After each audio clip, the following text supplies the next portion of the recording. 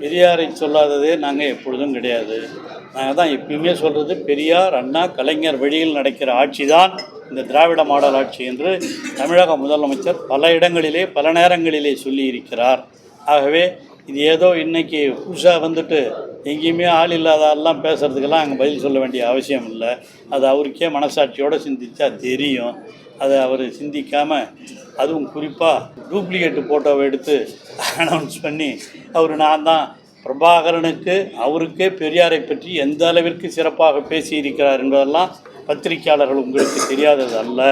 யாரோ சொல்கிறதுக்கெல்லாம் பதில் சொல்லி அவர் என்ன நினைக்கிறார், இந்த மாதிரி எதனா பேசினாவது நம்ம பேர் டிவிலாம் வராதா, நீங்கள்லாம் எல்லாம் போட மாட்டீங்களா என்ற அடிப்படையில் செய்யப்படுகிற ஒரு பிரச்சார உத்தி தானே தவிர அவருக்கு பெரியார் மீது திராவிட முன்னேற்றக் கழகத்திற்கு எந்த விதமான எந்த காலத்திலும் அவர் மீது விருப்பம் வராது.